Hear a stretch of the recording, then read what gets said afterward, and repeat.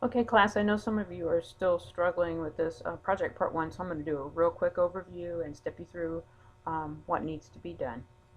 For part one, the first thing you're supposed to do is to develop the WBS.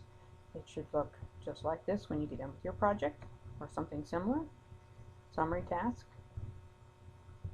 with subtask underneath it. In order to make a subtask, click on the task above it, and you use the indent arrow to move the task over, and these little twisties will create themselves automatically. So I'll show you an example. If you're going to make hardware design a subtask of hardware specifications, you just click the button and it moves it over and gives the twisty. The WBS is developed off of table A2.10 in the book, and as you can see, hardware is a summary level task, and the subtasks are the ones to the right of hardware. And as you go down further, you can see how it all just lays out like it's supposed to. It says the project begins on January 4th of 2010. So you need to go to the project tab, and you would go to project information. And inside of there, there's a start date, and that's where you set the start date of your project. The next is holidays. If you go to change working time, this is where you set the holidays of your project. Click on the day you want to make a holiday, enter the name, and you can put the range of one day or a range of days here. Select OK, and it'll make it a holiday. For the network diagram, there is a network diagram view built into project. All you need to do is switch to the network diagram. You'll see it here. Your critical task is the red path. Critical path is the red task. You're asked to produce a Gantt chart view. That's under views. It looks like this. This is the Gantt chart. And a network diagram view. That would be your network diagram view.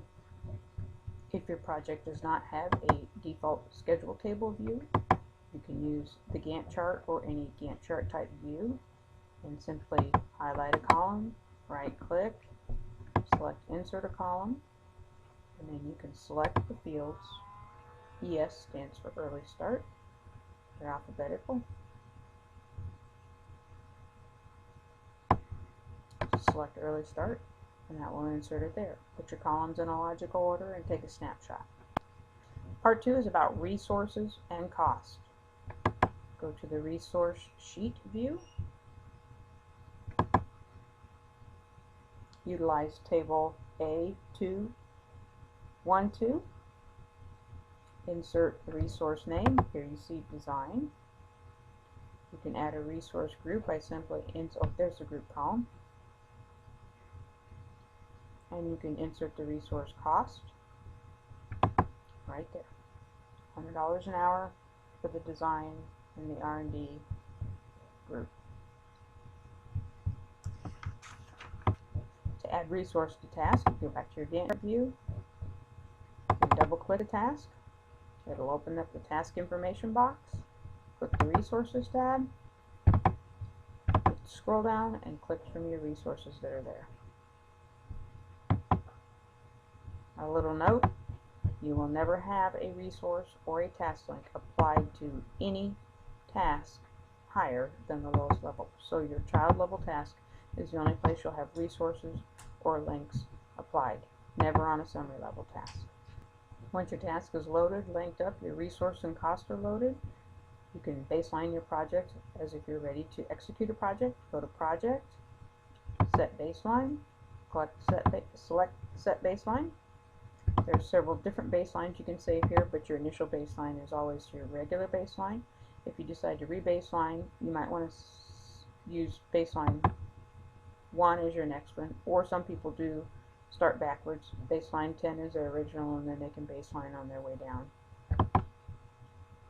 to the entire project plan and select OK. Leveling inside and outside of Slack is done from the Resource tab. Leveling options, your checkbox comes up, and there's all the checkboxes there. It's pretty straightforward. See if you can figure out how to do that one, but that's how you get to it.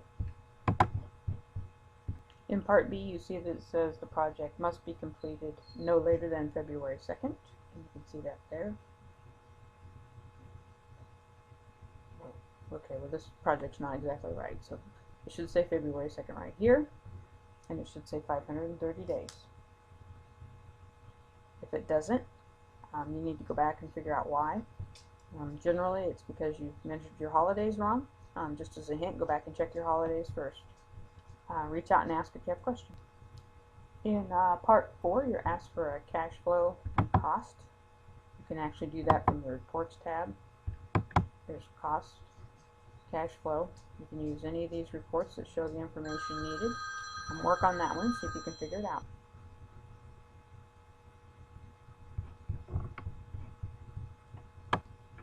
Part 5 asks for a project status report. For this, the book kind of leads you to believe that a project status is a screenshot of the project. Project status could include a screenshot of the project, but it needs to include some verbiage high level for as if you were sending it to your manager. So be sure just not to send me just a screenshot of the project as your project status. Part 5 asks for earned value. If you don't have a predefined earned value view and table set up in your project, which you probably won't, you can just use your Gantt chart view again and insert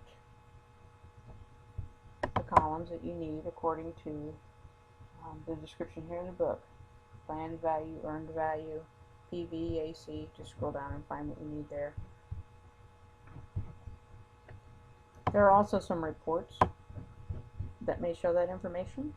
If you want to play around with the reports tool and see if you can find a report that shows the earned value statistics, I'll gladly accept that too, as long as it shows what's in Part 5 here. Part 5 also calls for 4 separate reports spanning 4 different quarters. For each report, you'll need to give a status report again, answer the questions, and also include a tracking Gantt chart. That can be found under View, Tracking Gantt.